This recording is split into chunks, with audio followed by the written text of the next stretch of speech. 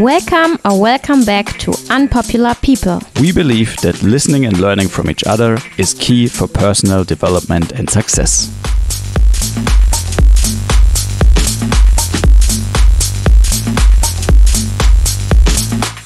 Today in our interview, Rob and Nat. Nat and Rob have been married for more than 27 years, and they are a really inspiring couple for us. They live in Australia, they travel the world, and Rob's passion is surfing. They decided not to have kids in their marriage, and why they made this decision you will find out in this interview. You can also get many relationship advices from them in this interview. We already learned a lot from them, and if you want to find out more about us and Unpopular People, please visit our website www.unpopularpeople.com. If you want to stay updated, you can sign up for our newsletter on our website. There you can also find all the services we are offering. You can also help us by sharing this podcast on all the social media platforms or use the donate button on our website www.unpopularpeople.com. And now have fun with this amazing interview. All right. Hello, Nat and Rob. Thank you very much for taking this time today to have this interview with us. I hope you're excited because we are excited too. It's our third or fourth interview in English now, so please mind the language barrier for us. We try our best to speak without accent and without doing too many mistakes. Yeah, and for the listeners, we are actually in Australia, and we are very happy to stay with Rob and Nat together here in this house, and we are very excited, like Ben said, to do this interview with you today. So we start with our first question, which is always the same for all our interview guests, just to give them a small idea like who you are and what you're doing. Maybe you can tell us a little bit about your childhood, like did you have any siblings, and or like about your mom and dad, what did they do for work? So let us know. We start with you, Nat. Where were you born and how did you grow up? Oh, hello. I was born in Australia. Okay, well, I grew up on 11 acres of land, and my mother and my father and my sister and I live with my grandmother. At the age of 10, my mother kicked my father out because he was trouble. And yeah, basically had a great childhood. We lived with magpies and snakes and toads and frogs, and we had a water tank and an outside toilet and had a great time. And at the age of 12, my mother built her house like more in the suburbs. So from high school on, we lived in a slightly more modern house. My grandmother had a small stroke, nothing major, but my mother said, you better come live with us. So my mother built an extension onto her house for my grandmother to live there. I just went to the local high school. I finished in grade 12. Do you need me to go further? You can tell us as much as you want. Like, yeah, if it's too long, we stop you, but don't worry. You can just tell us. It's very interesting. Once I finished high school, I got jobs in the bank, and I guess I worked there for a few years. And what did I do? Oh, I got married for 2 years. And then that broke up just because I was too young, too immature, nothing big or major, just... And then after that, I went to Europe for 5 months backpacking. And when I got back from Europe, about 2 or 3 months after I got back from Europe, I met my current husband, and we've been married for 27 years. How's that for a wrap-up? Yeah, great. Thank you very much. So now we come to you, Rob. How was your childhood like? Yeah, I had a fairly interesting childhood. I'm one of 6 children. I'm the second eldest. I've got 4 sisters and 1 brother, all still on the planet. Thank goodness for that. Yeah, I left school when I was 14, and from there I did an apprenticeship as a motor mechanic. Started that with my dad. He had a service station and his own workshop, so I started working for him at 14. And yeah, that was quite interesting back in the days, you know. But after that, finished that at about 18, and from there I sort of decided that I wanted to be a surfer. So for the next 4 or 5 years, I didn't do anything really but surf and party, I guess. And then I had a daughter. I've got one daughter, and she now has 2 children, 2 boys, gorgeous boys. Gorgeous boys, so I find that very exciting. I mean, that's good to see, like the progression of life on the planet, So I moved away from home when I was 18, and back when I was doing that, to my family and brothers and sisters, they didn't like that very much, because, that was something that really didn't happen back in those days, to leave home at such a young age, I just full of adventure and just took off and just travelled and surfed, and probably I don't even think I even contacted my mum for maybe a couple of years, only not because of any reason outside of back then there was no mobile phones, there was no real way of contacting anyone, and you sort of didn't have money to put in a telephone to call home, and they probably they might not even had one anyway, but so I did that, and sort of settled somewhere, and then got a job as a drainer. So I was just working outside digging ditches, and ended up with my own crew of guys, believe it or not, my own van and 3 guys, and we'd surf at lunchtime like you do. And from there then I came home, and I settled back down because, I don't know, I just felt like I had to do something different. I just felt like I was just at a lost end, I guess, like I was trying to figure out, is my life just going to be like this? Or am I just going to surf for the rest of my life? Or do I sort of do something different, So, I came back, and I was fortunate enough to get a job, and ended up with a fairly serious job with, mainly like a general manager's job, probably in the end of the day. And I worked in that one job for 27 years. And then after that, bought a business. Of course, Nat was saying, we've been married for 27 years. So actually we bought a business, an importing and distributing business. And we had that for about 6 or 7 years. And after that, we said that we bought a commercial building too that the business was in. And after that time, we decided that we had enough of that. We wanted to retire. So at 58, I just gave up work, retired, and we've got a home in Brisbane in the River Avenues. So that we renovated from scratch. Like we've actually renovated 2 homes, but we renovated that, and then we decided that we would rent that out, and like just do things that I suppose a lot of people probably won't do, because it takes a little bit of effort to just walk out of your family home and rent that out to someone and move somewhere else, but I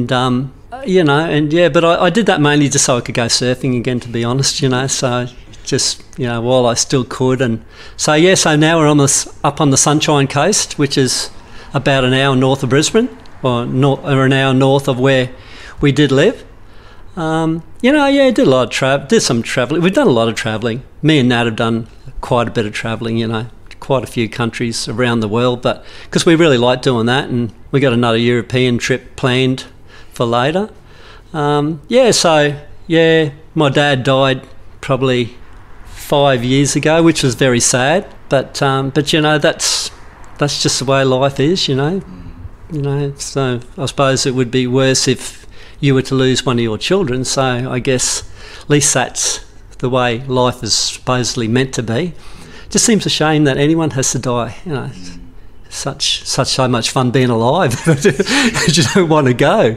So I guess that's about it, really. But yeah, thank you. Yeah, thank you very much for your answer. So we know a little bit about you, and you already told us you had a company together. You were running it together while being married.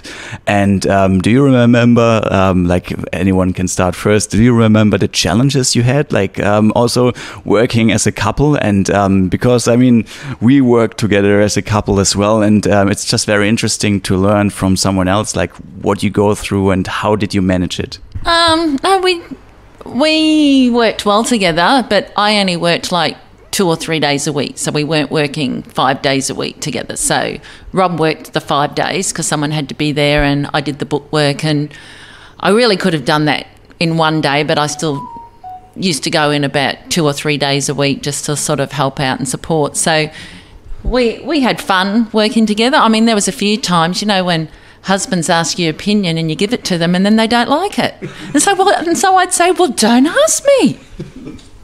So, but that would be about all. We had fun working together. So, but I will tell you something cute. Rob goes, because I used to work in a pharmacy before that, and he goes, oh, I miss missing you. I miss picking you up from work. So, yeah, no. So, you know, maybe if you worked 8 hours a day, 5 days a week together, maybe it might be hard. But we had different jobs in the business too. He used to deal with the customers, and then I did the bookwork, and I'd deal with the people that we would order the goods from. So we also had different jobs as well. So it was easy for us. It wasn't that easy. Oh.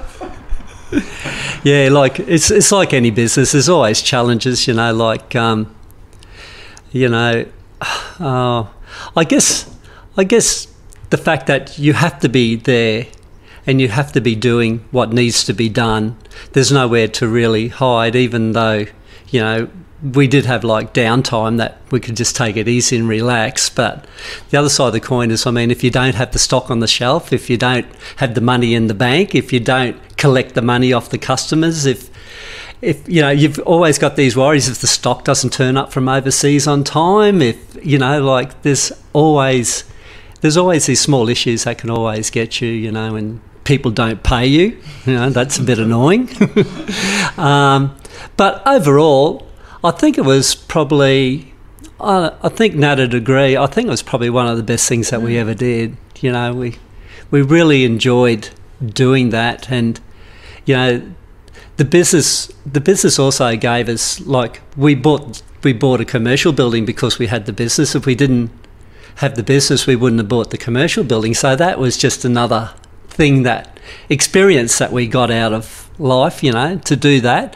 But and then when the time come to that, we thought we'd had enough of the business. I mean, you know, we were always sort of like, I don't know whether you call it lucky or you make your own luck, but, you know, like, I sort of just approached one of our customers, which was another wholesale seller business that was similar to ours, but because we had product that was exclusive to Australia from overseas that no one could buy from overseas except us. So we had the distributorship for particular companies overseas.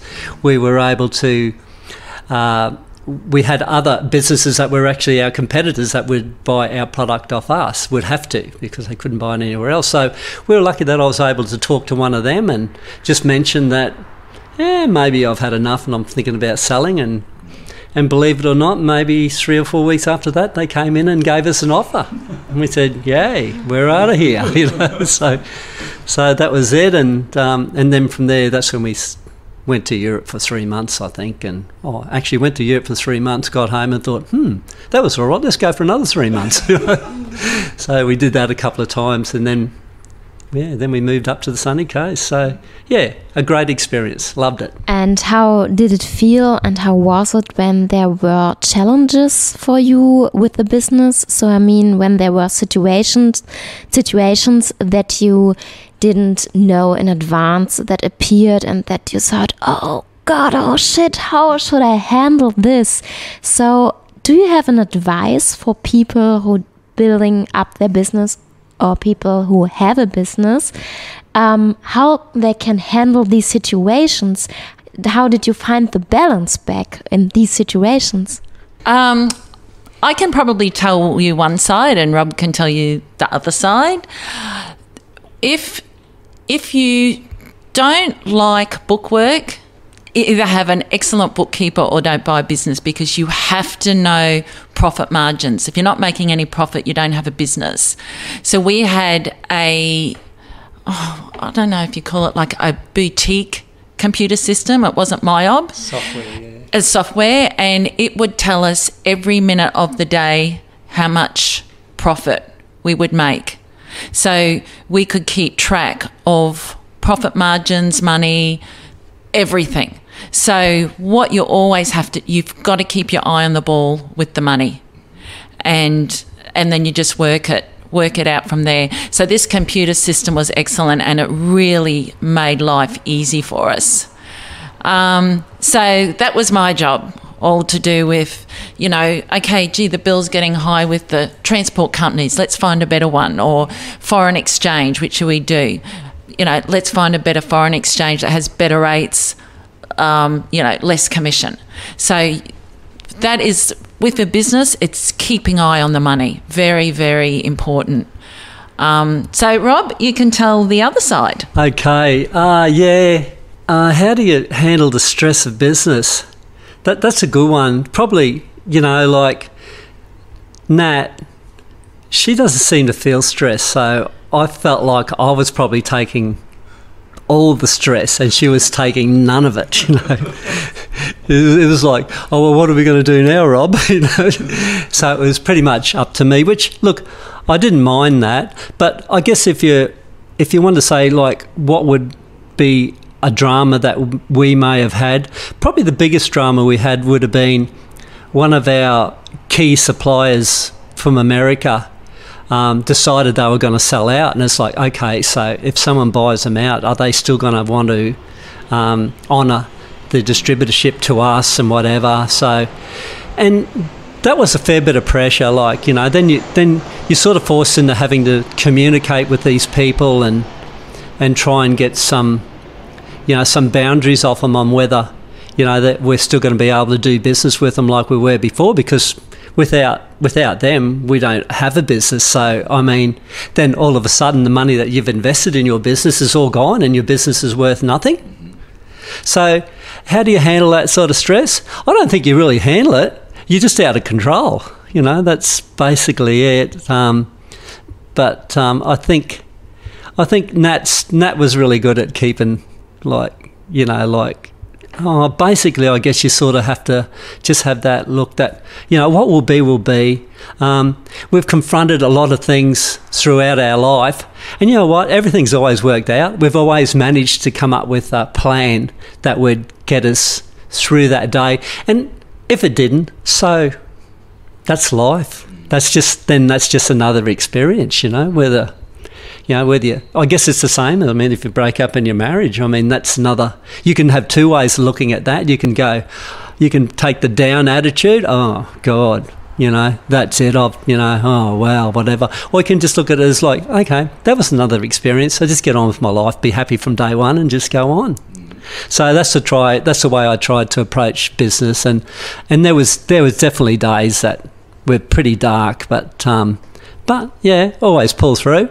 And I can tell you right now, at the end of the day, like I said before, best thing I ever did, like that experience and being able to get through that, to buy a business, to run it, and to actually be able to sell it was quite an achievement. We felt really, really, really proud that we were able to do that. So, yeah. Thank you very much. It's very, very interesting and very wise and intelligent words. So thanks for that. And so like you already told us that you work together and you live together. You're married for 27 years. So there comes up the question for me, like, how did you meet each other? And how was the time falling in love? And where did you get married? Can you tell us a little bit about your love life? Not too much, of course, in detail. Okay, shock horror. We met at the pub, drinking. So that's where we met. So don't believe it when someone says you can't meet the love of your life at a pub. It's just not true. And because we used to go to the gym all together, people used to think, oh, did you meet at the gym? Nah, pub. So we met at the pub. And anyway, Rob said to me, oh, I run and I do weights. And I said, well, I swim and run. So I said, I go Saturday afternoon at like the Olympic swimming pool. So Rob turns up, but he turns up to say that he can't stay. He had to pick someone at the airport to do with work. I said, okay. And he said, well, I'd get your phone number, but I don't have a pen. And I'm thinking to myself, there's a reception lady right behind me, but hey, I won't say anything.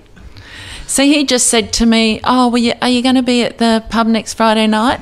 So I said, I don't go to the same place twice.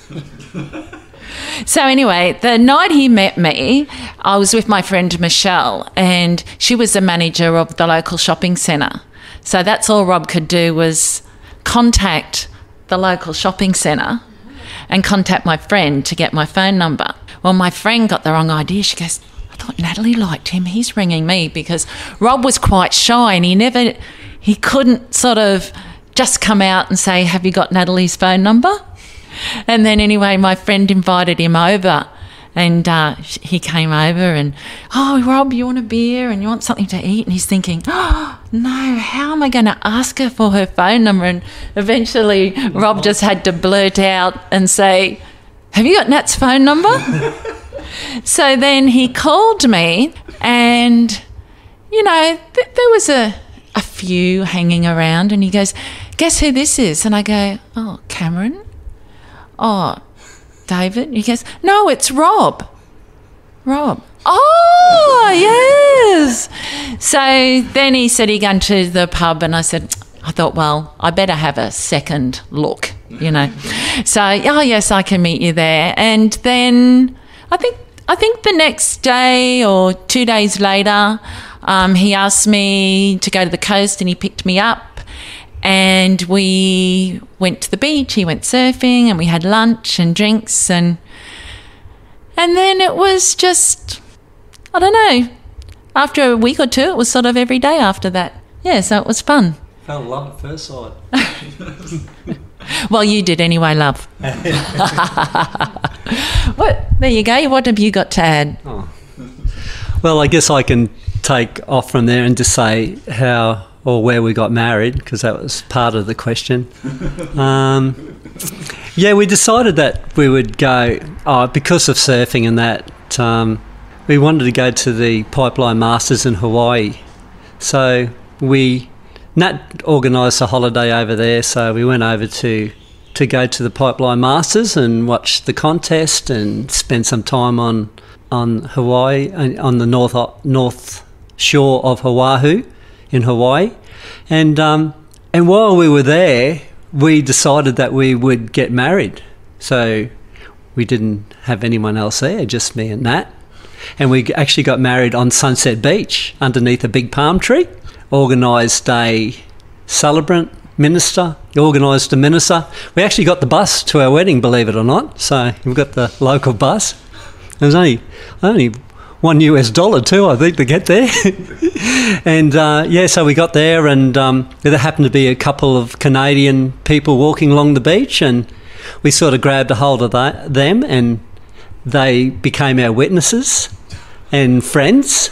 So, you know, which stayed in contact, and so that's how we got married. So so I always threaten that. I always say, well, we're not really married in Australia, you know. Like we have an American marriage certificate.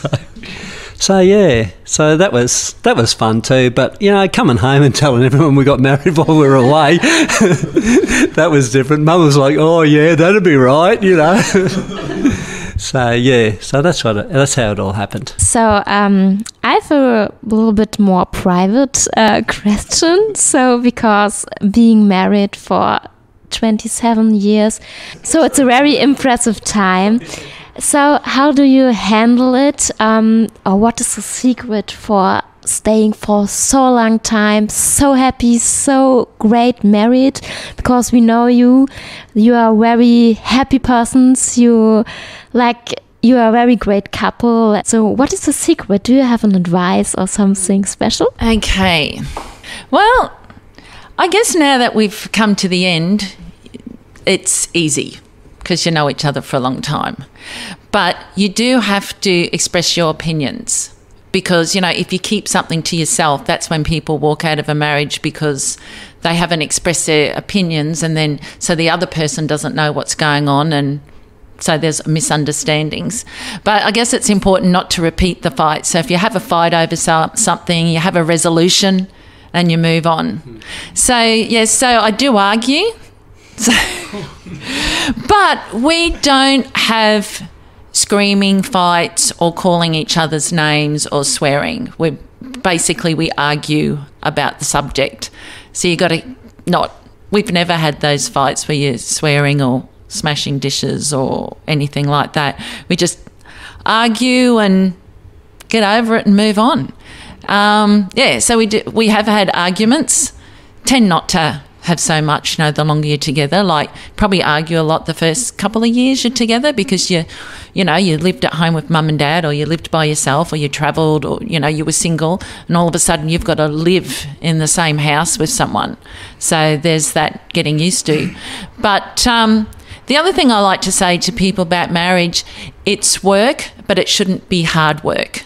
If it's hard work, it might not be right. But it's work because you've got to compromise. And I think it's important to have things in common, because if you have completely separate ideas and separate things of what you want to do, then you're not doing things together. So I think, you don't have to have everything in common. I think everybody needs their own space, but I think it's important to have a lot of things in common. Like, we both like exercising. We both like the beach. I probably go 1 day a week. He goes 7 days a week. But we both like, silly things. We both love science fiction movies, and we like going to the movies, and we like to travel. And we like wine. Yeah. Well, he never used to like wine, but since Europe, he's liked wine.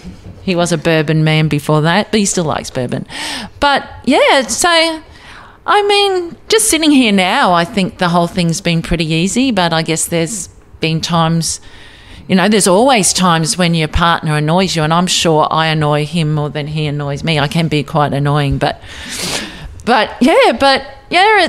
it's just really good. Okay. That's I think there's one thing that you must do, and that's really, you must always be happy that your partner is happy. So if your partner wants to go and do something and that's going to make them happy, go right ahead. That's what life's about.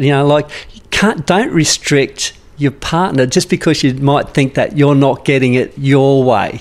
That is just the start of an endless cycle. That's just, you're destined for doom. So, I think that, but if you can genuinely, and I think I really do genuinely like it when Nat likes to do something. And I know she's the same. When I go surfing, when I come back from surfing, I'm always happy. Surfing makes me happy.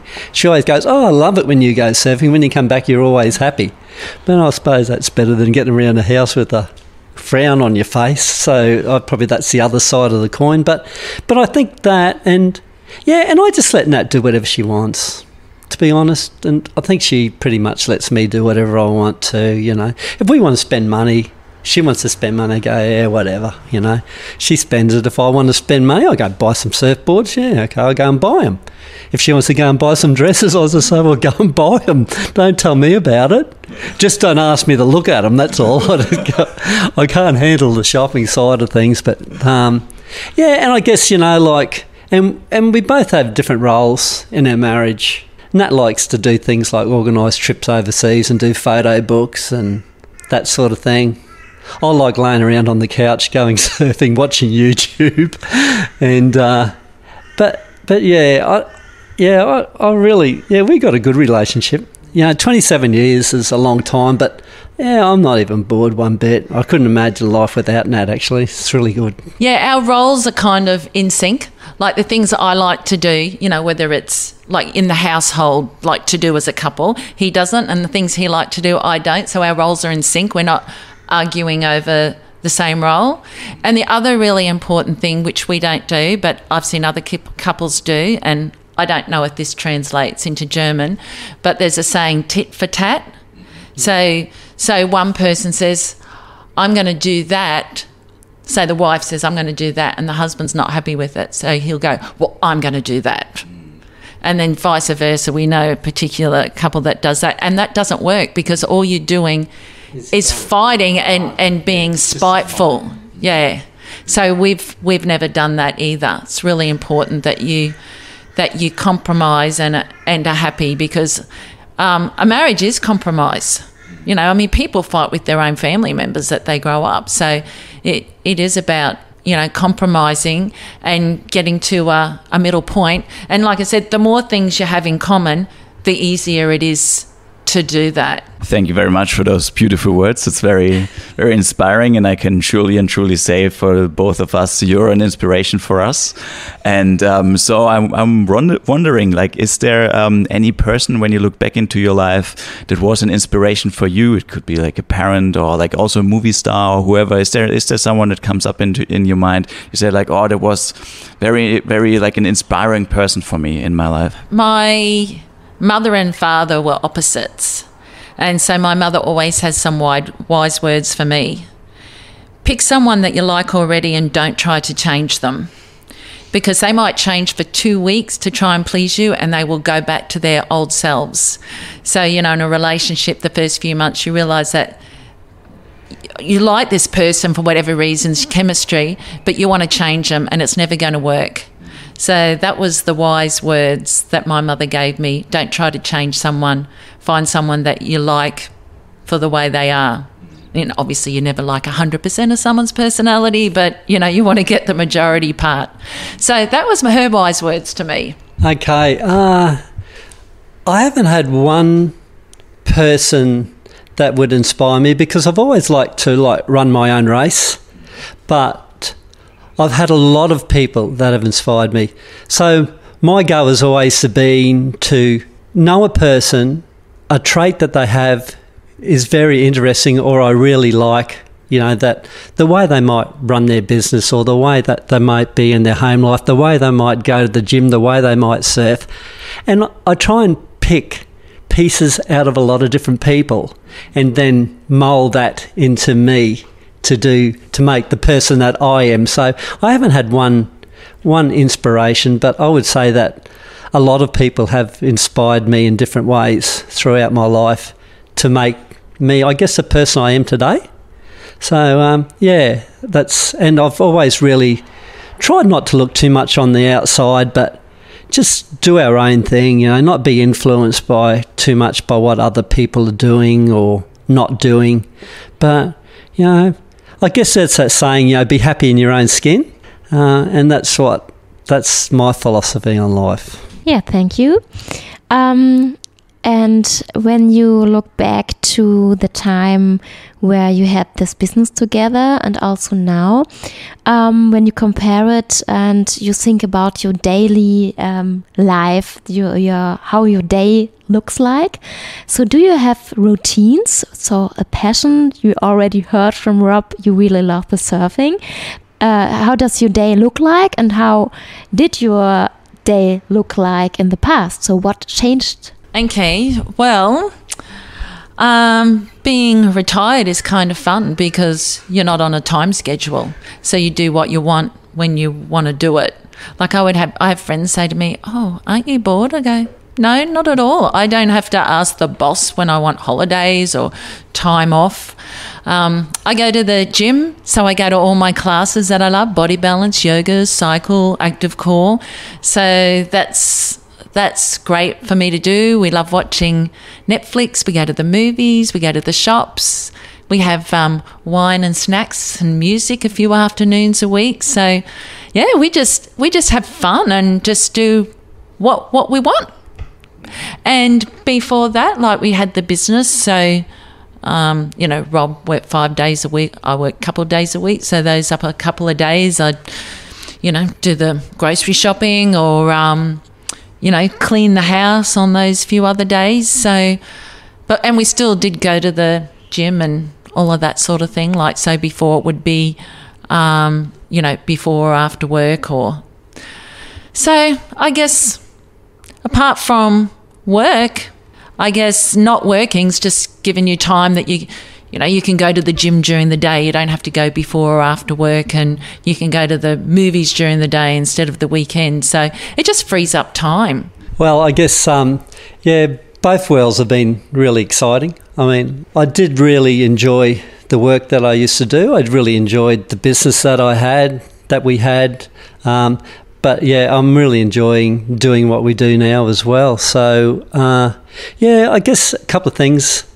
I guess our life is comfortable, but, I guess you've got to have some money for that to be the way it is. You wouldn't want to have no money and not be able to do anything if you're retired. So that sort of has, even though money isn't all that important, it sort of does play a role in allowing you to do things, which makes your life a little bit more comfortable. You don't have to worry about, if something breaks or you've got to go somewhere or you've got to do something. So yeah, that's, both worlds have been really good. I've really enjoyed, all the work I did looking back.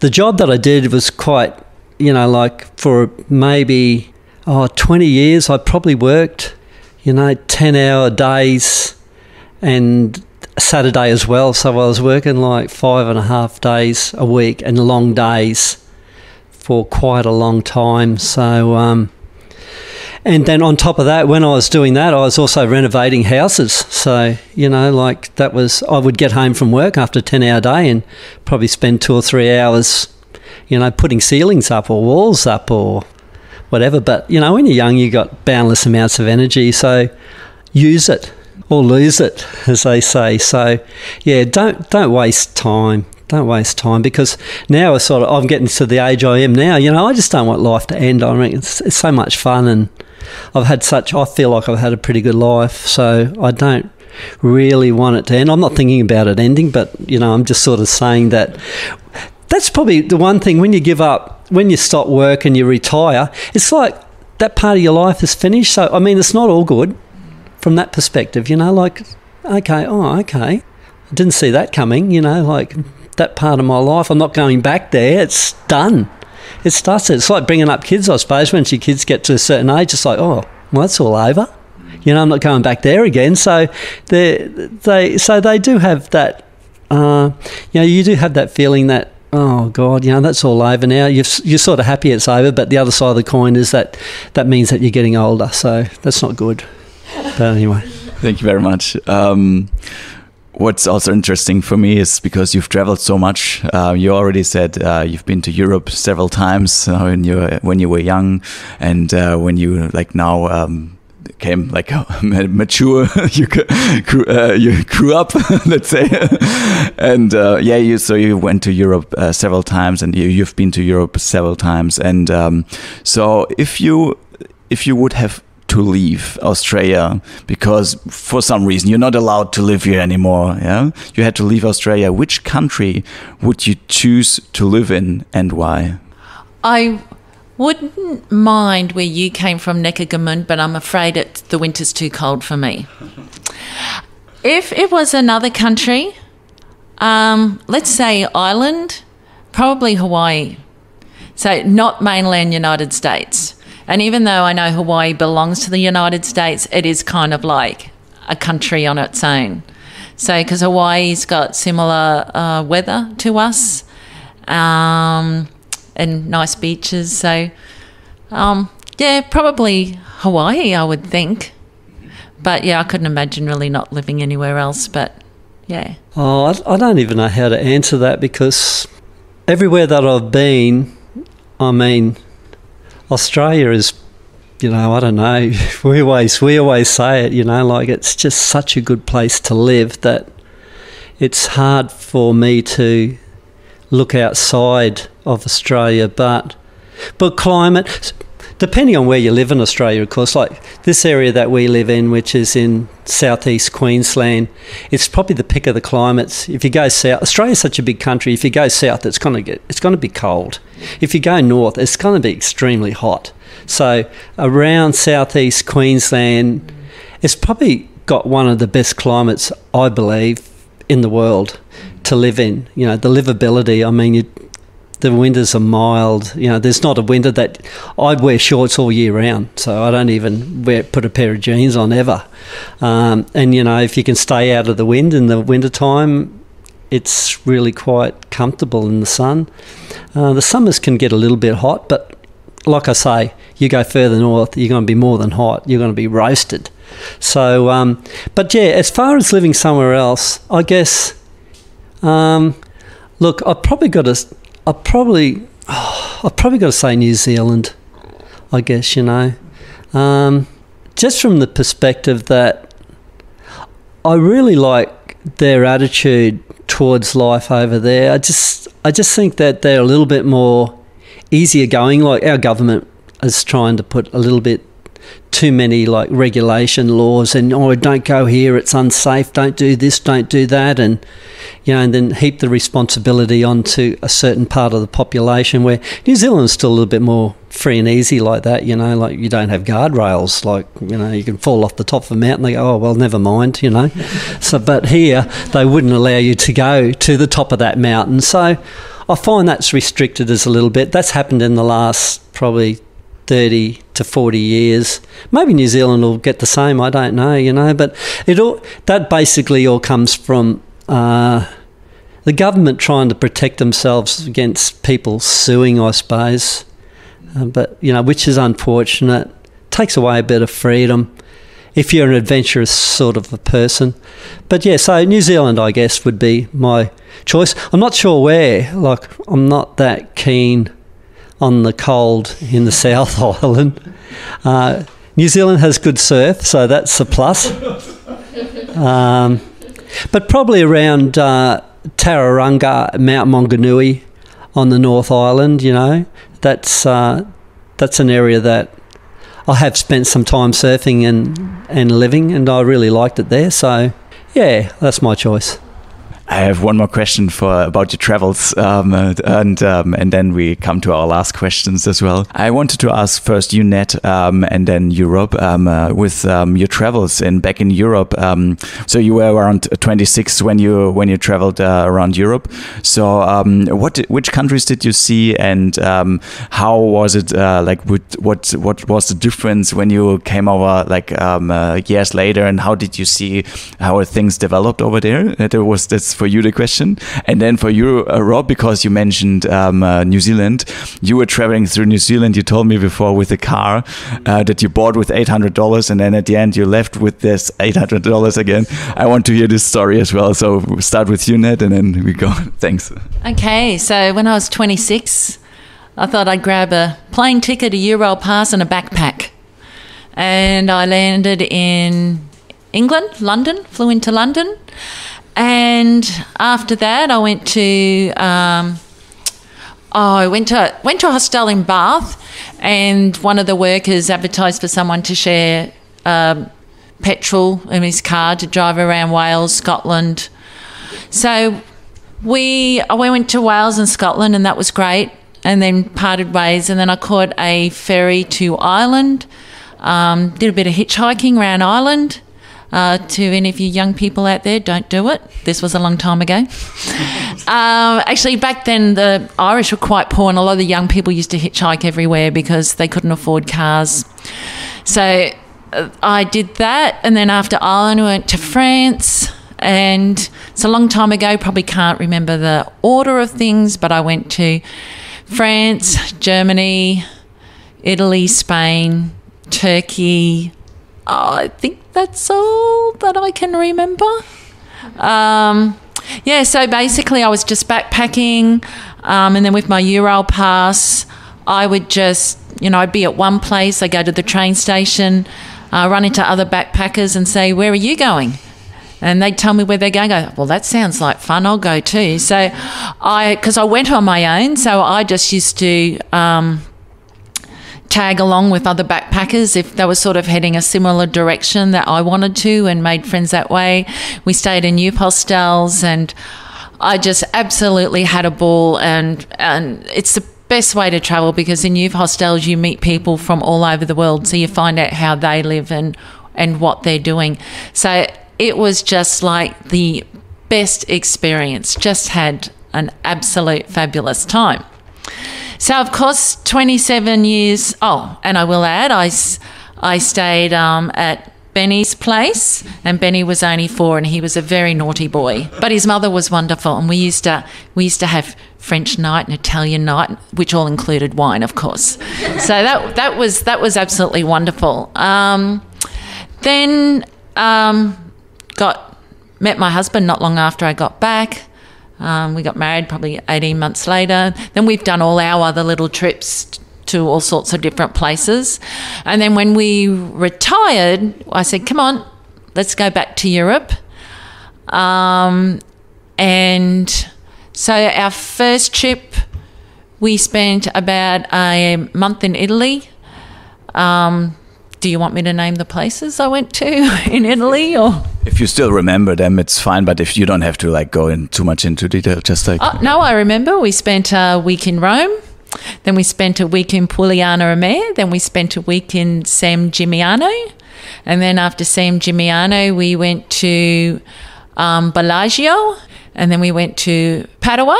I'm not sure if I'm forgetting something. And then after Italy, we went to Benny's parents' place, and we stayed there for a little while, and we went to Paris, and then we came back. And then after that, we went to Vienna, Salzburg, Prague, Berlin, and finished up at Benny's sister's place in Hamburg. And then we came back for 7 months, and then we went back again because Benny's sister was getting married. So that trip we did, of course, Germany first. So we saw a bit more of Germany at that stage. We went to Munich and Pirna and also Berlin. And then after that, we went back to Paris, which was really great. And then we went to Mandalou and Mendon in Paris. And then we headed over to Spain, and we went to Calpe, which is on the Mediterranean. And after Calpe, we went to Madrid, and then we also went to Salamanca. Then we went up to Santiago de Compostela. And then we went to Vigo, which was the only way you could get to Portugal by train. And then after Vigo, we went to Viana do Castelo. And now I'm nearly forgetting. And then after that, we went to Aveiro, and then we went to the Algarve, which is, and we went to Sagres. Don't really recommend Sagres, very, very windy.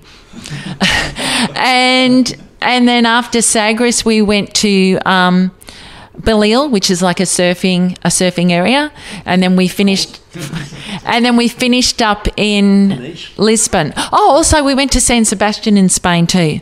Yeah, and then we finished up in Lisbon, which is a fabulous city, and then we flew home from there. Did you want to know anything else, Benny? How did it change, like Europe, compared to from earlier? And how are the differences in the culture? Oh, how did it change? Okay, a lot more crowded now. So put it this way, 27 years was the difference, and I think the plane ticket was more expensive 27 years ago. So because travel was more expensive back then, not as many people used to travel. So I will give you a big difference. When I went to the Sistine Chapel in Rome the first time, I could lay on the floor. There was hardly anyone in there. Just lay on the floor and stare at the ceiling. And, there might have been a handful of people in there. This time, or 27 years later, you're packed in like sardines. So all the attractions were so much busier. Can't really remember particularly whether the streets or the towns were, but the attractions were a lot busier. Like you basically, 27 years ago, you didn't really have to line up for anything. You could just walk in. So yeah, just a lot busier now because airline tickets are so much cheaper, and this is what people like to do with their money. Maybe instead of buying the really expensive car, they go on their big trips to Europe. so a lot more busier. I love the different cultures. So I love going to places where there's not English-speaking tourists. So we went to Pugliana Mare and everyone's speaking Italian. I love sort of just immersing in that different culture, and that's why we sort of spend a week in places and we just sort of wander around. We don't necessarily go to a lot of tourist attractions except the main ones. You've got to go to the Eiffel Tower, Colosseum, the Louvre. But in general towns, we don't necessarily go to visit touristy things. We just walk around and shop and go to cafes. So yeah, we just love the different cultures, and we love hearing those languages around us, and we love the different ways of doing things, and we accept people for who they are. Some cultures might think certain cultures are rude.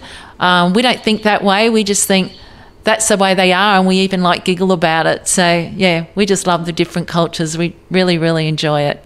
New Zealand. Oh, okay, New Zealand. Yeah, that was my first trip overseas, where I actually went abroad to stay. It started off as a surfing holiday, just me and a friend of mine that I grew up with. I'd known Graham for several years before we went over there. He's a surfer too, of course. So we headed off to New Zealand. Just thought, wow, this will be fun. We'll go over, party, surf, and so we got there, bought an old car, an old English car, a Hillman Minx, that we paid $400 for, and we drove that around for 6 months. Went on a pretty limited budget. I think I went over with $800 and the car cost $400, so I had to try and make that $400 go for 6 months. But back then, believe it or not, when we first got there, there was a building site. We bought the car. There was a building site with some big sheets of plastic that were over the top of timber. So we pinched a big sheet of plastic, naughty boys. We pinched a big sheet of plastic. So what we would do is that we would take the back seats out of the car and we would drive onto the plastic sheet, fold it out, put dirt on the outside of it and bring it back up and fold it into the doors and make it like a sort of a tent on the side of the car. And then we would take the back seats out of the car and we would sleep on each one of those back seats, and we would carry a box of vegetables around in the back of the car and we would cook our food. We might buy a piece of fish each, and do that. And we were staying at youth hostels, and back then youth hostels in New Zealand, $1 a night. That's all it would cost, $1. So we would stay in the youth hostels, and we devised a plan that we would ask other people which way they were going or travelling to get to the next place. And we would always get people to come with us, but they would pay for the petrol. So we would travel for free petrol-wise, and so we did that for like 6 months, just travelled around, me and Graham, and drink, like the beer over there, God almighty. Like they got tankers that they put the beer in the ground. Like, what the hell is that? And they call us beer drinkers over here. But So we stayed in Christchurch for a while. We stayed in, as I was saying before, we stayed in around Tauranga and Mount Maunganui. We stayed there, and Whakatane, there's another place that we hung out for a while, and then we went down to funny story. We went down to Milford Sound, and I mean back then it was like, oh my God, like New Zealand is an amazing place like that. Like heading down to Milford Sound, you come up against this. Back in them days, there's no one on the road. I'm talking in the 70s here, So we're driving down towards Milford Sound, wondering whether we were even on the highway. We had no idea where we were. No maps, no nothing. No GPS. There's no mobile phones. You're just on a wing and a prayer. But good box of vegetables. You always had something to eat. And so it's a massive mountain, and if you've been down to Milford Sound, you would realise that in the bottom of this mountain is a little hole starts to appear, and it's actually just a rough cut tunnel that they've excavated through the mountain, and it sort of curves, it goes downhill, and you can only fit a bus or a bit bigger than a bus through it. So yeah, down we went, down to Milford Sound, jumped on the boat. Amazing experience, one of the most incredible places I think on the planet. Yeah, it was a pretty amazing. Like we came out into the Tasman Sea at the, you know, where the beginning of Milford Sound, or Milford Sound enters the ocean, and the amount of wind that was funneling into that sound that day was just unbelievable. People were getting blown down the boat, you know, like we were on the front of the boat, like pinned up against it. That was an experience. So yeah, I really loved all of that. You know, Mount Hutt, you know, like the old Hillman Minks. I think going up to Mount Hutt, there's one area there where it climbs. It's a significant climb. It's like really, really steep. I mean, we're in a Hillman Minks. The tyres are like maybe, you know, 75 centimetres wide. You know, they're sort of really skinny and really old and hard. And we're sort of going up there, and the car's nearly trying to go backwards. You know what I mean? It's like a 1,000-foot drop off this side here, and I mean, it's only as wide as one car. We've got the doors opening, going, should we bail? But, you know, we made it. We always made it. So, yeah, and sleeping in Mount Hutt, I've never been so cold in my life. I had, like, the most basic sleeping bag. Every bit of clothing I had inside the sleeping bag with me, and lay awake all night just shivering, freezing cold. Like, it was just... So, yeah, that was one of the most unbelievable trips I've ever done. You know, that was so great. It was so much fun. Met so many people. Did New Zealand from the very tip of the North Island to the very tip of the South Island. So yeah, it was great. So yeah. So, and then Europe, yeah, as Nat was saying before, yeah, love the cultures, love the people. I don't think I've never been to a country, Japan, no country I've ever been to that I haven't, you know, liked the people, you know, like really, you know, okay, there's some arseholes everywhere in the world, but, you know, like generally, you know, I think if you travel, you know, if you're going to whinge, don't travel. You know, just take everything for what it is, and if it was the same, stay home. You know, that's why you're going travelling. You're going travelling for the experience. So yeah. Yeah, thank you very much. Now we know much about your life story, your passion, your hobbies. And we also noticed during the interview that you don't have any children together. So my question is, why did you decide for not having children together? Well, we didn't really decide it. I put it off. I was never keen to have children. And I thought, you know, maybe I'll just have an accident. You know, like a lot of people, you know, they accidentally get pregnant. And I thought, that's the only way I'm going to have a baby, because I'm not going to plan one. And we just had too much fun together.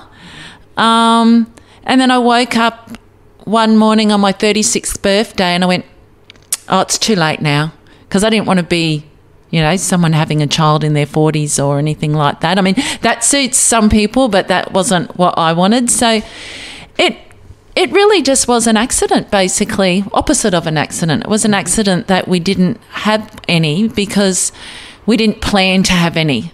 And now we're really happy that we didn't have any. And Rob already had Chloe, so I've got 2 little grandsons, so it's really good fun. So that's basically how it happened. It was planning not to have one, and one didn't come along. So it wasn't because I couldn't have children, or it wasn't because we really, basically I mustn't have wanted any, because I didn't plan to have a baby. So that must have really been it. I must have just not wanted it. And we don't regret it at all. Yeah, it's great. So anyone that decides they not to have children, you have, when you go on holidays, you have a great holiday. You ask anybody that's got children and they go on holidays, it's not really a holiday for mum. So, but look, children are great, and a lot of, you know, like I love Chloe's little boys, and they have a beautiful family, and they do have lots of fun. But yeah, anyone out there, don't be afraid not to have kids, because not having kids is really great fun too. And I don't like to insult anyone, but holidays are fabulous. And when kids are little, you're quite restricted. You can't do a lot of things, One up anyway, like clay. Yeah. So we've had Chloe since she was 5, but we only had to every second weekend. She did have a mother that she did live with. Yeah. Yeah, well, Nat covered that question pretty much, didn't she? I had one. I was not prepared to go back for any more.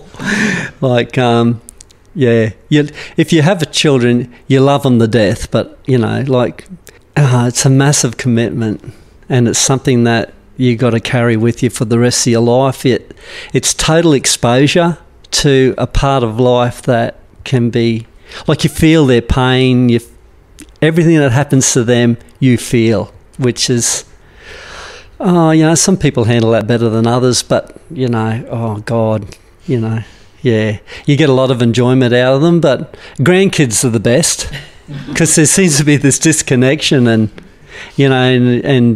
so you don't feel that so much, but I don't know. Yeah, I guess if no one had kids, that we'd cease to exist. So there's apart from, but I can tell you one thing: don't have kids because you think the next door neighbour's having one.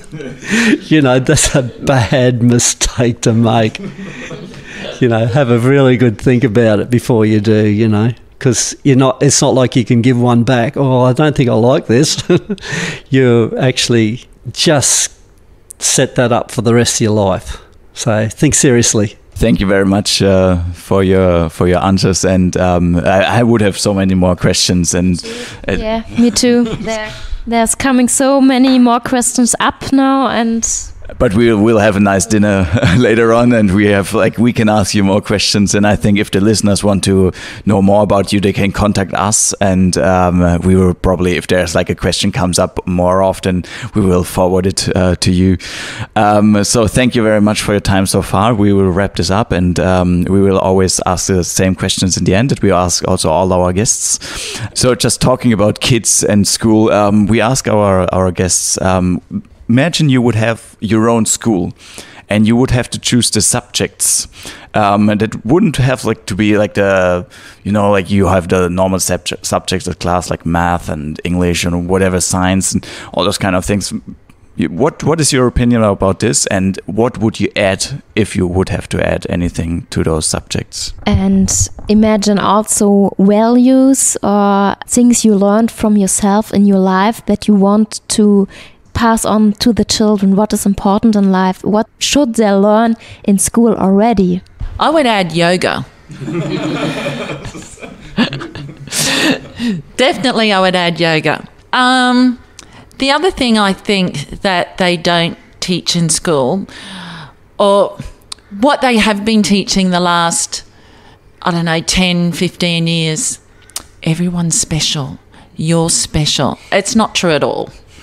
So then everybody has this, when you're the most important thing, I don't think it's self-indulgence, or I just can't think of the right word. So I think it's more important at school to teach people how to treat other people and how to respect other people, and how to put other people first. Not to make yourself a doormat, of course, but treat. There's an old saying in the Bible, do unto others as you would have them do unto you. So treat other people how you would want them to treat you. And I think if we do that and we have respect for people, I think it would be a better place for everybody. Well, I guess school, apart from you must know how to read and write, that's just a forgiven. You've got to know that, and you've got to know maths. You've got to know at least basic maths. You just need those skills in life. But I think what we may have lost a little bit is that school needs to be able to teach children to take the knocks. When you get out in the real world, it's not going to be easy. It's not a give me. You've got to be able to take some hits, and if you can't take being put down a bit, or if you can't take getting knocked back for whatever you might be trying to achieve. If you can't take that, then I think that's why we have some of the problems that we have in the world today with people not wanting to continue on with their lives, etc. So I think that's really important. Yeah, and I just think that children need to be children. You know, like I don't know about... Look, I can understand, but I don't know whether... You know, I think they just need to play and be happy. You know, that's such an important part of your life to be able to do that. But getting maybe too much involved in politics or, you know, doing some of the stuff that kids seem to be doing today, I just don't know. I think that's probably better as you get a little bit older and your mind's a little bit more developed. But as young children, I just think that you need to just play with your friends, get out the front, play cricket, football, like just have fun and then just party for a while and then look at the serious side of life. But yeah, I just think that in schools we should be sort of like making sure that we keep that alive. And yeah, that's about it. But education is important. But I don't know. Outside of that, to be really honest, I hated school. Couldn't stand it. Like, I couldn't get out of the place quick enough. It was like, what the hell? What have I got to do this for? Like, I'm at school and they're teaching me French. I'm thinking, I never want to speak French. Like, so I'm going, you know, like at that stage, I'm thinking, well, I'm never going to France anyway. Like, what do I need to know French for? But, you know, and I guess history, like, yeah, who cares if Captain Cook came here in 1770? Like, you know, does that really matter? So I guess, yeah, my feelings are that, you know, yeah, everywhere has its place. And I mean, if you want to know all that stuff, you find it out later on anyway. So, yeah, basic stuff. But, yeah, like, I think, you know, teaching people how to get through life is way more important than, you know, being able to sort of write an essay or whatever. Yeah. Just in case for those non-English listeners, for Lost in Translation, when my husband said you got to be able to take the hits, we're not talking about physical violence here. We're talking about knockbacks from the boss or something like that. I just wanted to be clear. Thank you. Yeah, thank you for being so honest. And these words, they were very inspirational. So now we're coming to the last question. We have to. And this is imagine, because we are now our podcast, you know, our podcast's name is Unpopular People. So, and imagine you would be popular. So this means very famous all over the world. So you would stand on many stages and the people from all over the world would listen to you and want to have a meaning and your opinion. And what would you do if you both would be popular? Would you do something different? Oh, so I don't know if I'd do anything differently, but do you mean like if I was on the TV and I had a message to say? It would be what I would say about education. You know, treat people how you would like to be treated. And if that's the case, we wouldn't even have any wars. So I think it's just very important to respect people and to respect cultures and not think that you're better than someone else because of the colour of your skin or the language you speak or the country that you come from, that we are all the same. And there's an old saying, if aliens from another planet came around, the first thing you'd do would turn to another human being. So that's what I would say is just respect everybody and yeah, just treat everybody how you would like to be treated. And I think the world would be a much better place if we were all little bit less selfish.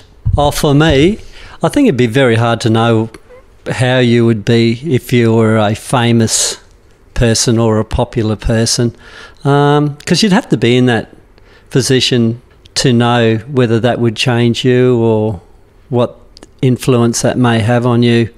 But for me, I'm quite happy being just what I am, you know, like I've never really wanted to be anything more, just wanted to fit in with the world, you know, and believe it or not, I think in some ways, I don't know what it would be like. Say this, like if you were like, ultra rich. I don't know what it'd be like to wake up in the morning and not have any want for anything. Like, I think my mind is one of those things that has to say, oh, God, wouldn't it be fun to be able to do that? Or, God, I wish I'll be happy when I pay off my mortgage, or be good when I own this, or it'd be great. I mean, if you never had any of those things, what the hell would be in your mind? Like, so I think humans need that part of life to actually fulfill their requirements. And if you don't have that, I'm afraid that you may be like destined for doom. Like, how many famous people's kids go off the rails because they've got everything? They wake up in the morning, it's like, oh, what am I going to do today? They got nothing in their mind. They're not like thinking, oh, God, I've got to go to work, or I've got to do this, I've got to do that. They don't have to do anything. So therefore, they're at a loose end. Next thing you know, they're off the rails, they're on drugs, they're this, they're that, and their lives are destroyed, all because their parents had money. So you need to be able to, to have a fulfilling life, you do really need to have goals in life. Oh, when you get to my age, you don't need many. Some good surf, a few wines, and a bit of travel. You're really happy. But, yeah, that's what I think. Oh, thank you guys very, very much for your time and for your answering our questions. It was really inspiring and very interesting for us. And so, yeah, we wrap this up and say goodbye to our listeners from our side. And if you have any final words for our listeners or for us, it's the time to do it now. Yeah, thank you from my side as well. As Ben said, it was very inspiring, and we really enjoyed the interview with you. We wish you all the best for the future, so that you stay like you are, happy like you are, like we know you, and thank you very much. Thank you. Be happy. Thank you. Thanks, bye. Thank you very much for listening to this very inspiring interview with Nat and Rob. We hope you enjoyed it. If you want to find out more about our project Unpopular People, or you want to get some more information about Rob and Nat, visit our website www.unpopularpeople.com.